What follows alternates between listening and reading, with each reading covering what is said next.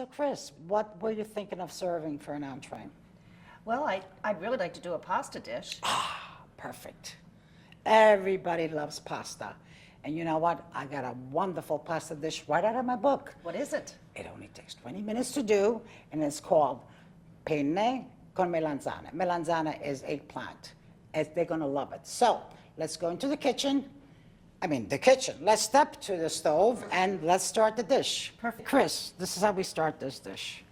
You do extra virgin olive oil. By the way, please use only extra virgin olive oil. That is, if you really care for your health, because it keeps the cholesterol down. So, some olive oil, then we take a garlic and just do it in two. Take another piece, and what we're going to do is saute the garlic first. So I'm going to put it on a higher flame, and then I'm going to lower the flame, because it's going to take just a few seconds. Okay. Then at that point, we'll proceed with the eggplant. Okay? So far, so good, right? Right. Okay. Is Asian eggplant. Asian? Chinese, actually. Yeah, you know why I like to use that for this particular dish anyway? It's because it has very little seed in it. And you know what happens with eggplant. The seed is bitter. Right. So look how beautiful this is. Okay, our garlic is starting to go here. So at this point, you don't have to wait for the garlic to brown. Because, by the way, I never do brown the garlic, because if I do, I have to discard it because it becomes bitter. So now just throw in the eggplant.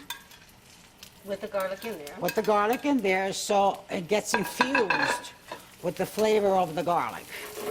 Okay? Now we are going to do some salt, some pepper,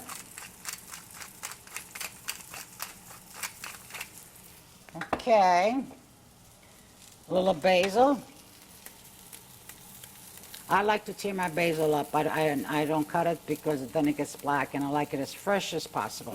Now I need to tell you something else too. You see? Looked like I had a lot of oil at the beginning. Right. But I don't, because eggplant, the nature of eggplant, it seeps up a lot of oil. So you really have to have a good amount of olive oil in there, and then what happens when the eggplant is soft and it turns to a very light golden, it gives back all the oil again. At that point, you just take out the excess oil from the pan. Okay. Correct. So right now, this is what we're doing. I'm going to throw in a little bit of oregano also. And it's a very, very easy process, like I told you. You're going to be able to make this dish very easily, because, you know, the everyday cooking that we do in Italy that you already know, it's a simple but wholesome, delicious cooking. Oh, smells wonderful right now. Yeah, already, and we haven't even finished yet. Okay, so now we're going to wait for the eggplant. It's going to take about 10 minutes too. So at this point, the eggplant is soft and it's ready to go, because you don't want to overcook it, because it will get very mushy. You have to saute it just enough that it retains the al dente, but also it doesn't get mushy, and the flavor has to remain there. So you know that how? Yeah. Now at this point, we're going to put some crushed tomatoes. I already took the tomatoes and I crushed it, because this is going to create the sauce for the pasta, okay? What kind of tomatoes are you using? And I only use imported Italian plum tomato. Now, there's a reason why I use the plum tomatoes. A plum tomato is very pulpy and has very little seeds. But the best plum tomatoes, they come from San Marzano, Italy. They're exquisite, for the simple reason is because the soil, it's a volcanic soil, and it gives a different flavor to the tomato. It's almost like having sugar in the tomato. And you know that when I cook, I never add any sugar to my foods. The only time I put sugar is when I do desserts. Okay. All right, so because I've added the tomato, I'm going to put a little bit more salt in here, so it will be flavored just right, okay? And a little bit more of the basil, because I love the fresh taste of the basil. And another little pinch of this. And this time, I'm going to do this. All right. Now, while the sauce is cooking, we are cooking the pasta. Okay. Every time I do a pasta dish, the first thing I do is a pot of water on the stove, because what I try to do always is synchronize the cooking time between the sauce and the pasta. Okay. So by the time the sauce is done, the pasta will be done also. Okay? You see how easy this is? So, pasta. Oh my God, there's so many varieties of pasta on the market. Yeah. And I'm sure that you want to buy the best available pasta. And the best pasta is made with 100% durum wheat semolina. Okay. Okay?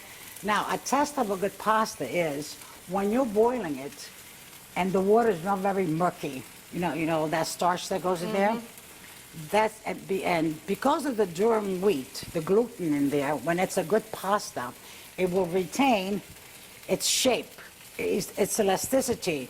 It doesn't break up on you. That is a good pasta. Okay. And by the way, I really need to tell you this about the pasta because, there's always been a myth about Marco Polo bringing pasta from Asia. That's absolutely not.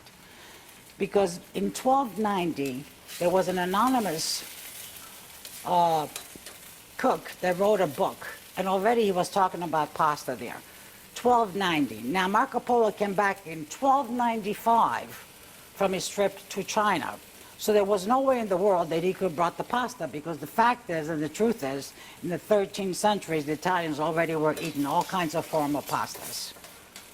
And I thought I'd just tell you that because, people keep saying, yeah, Marco Polo. Absolutely not. Absolutely not. No, he plays in the pool of Marco Yeah. Polo. And you know that in the Renaissance time, Naples, in the south, which that's where I'm from, did the first commercial pasta factory back in the Renaissance days. Okay? I always look, since I've known Yeah. you, I always look at the package Exactly. and get imported Exactly.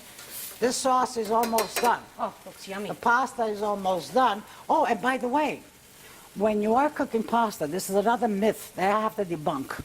People tell me that they put oil into the pasta so it doesn't stick together. You mean after? No, while they're cooking it. Really? Yeah. The only thing you need is plenty of water with some salt in there, and of course you need to stir it. Right.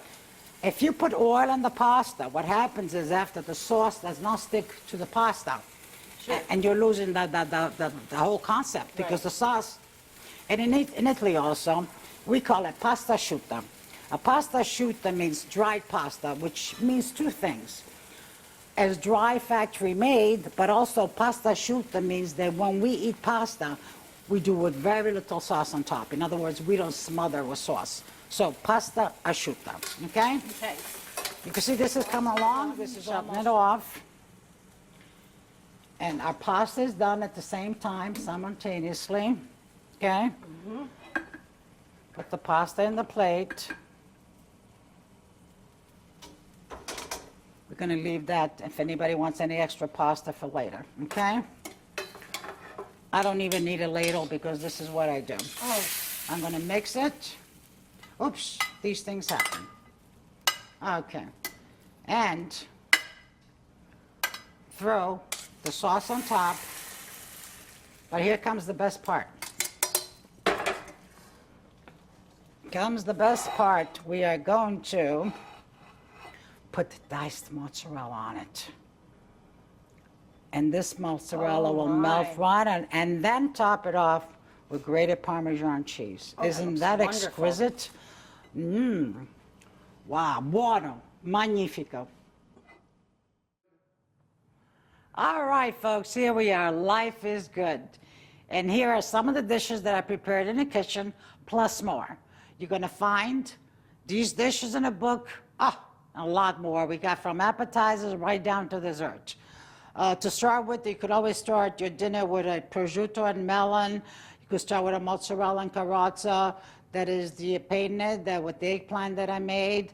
Next, this is fettuccine with salsa rosata, which is made with a cream, tomato sauce, and mushrooms. Cauliflower is very healthy. Spinach salad, wonderful, wonderful. This is a spezzatino. This is a combination chicken and beef with mushrooms and peppers in there. This is the veal with the prosciutto, and here we have the other dish that I made earlier, the shrimp with the mushrooms also. Now, I just want to leave you with a thought.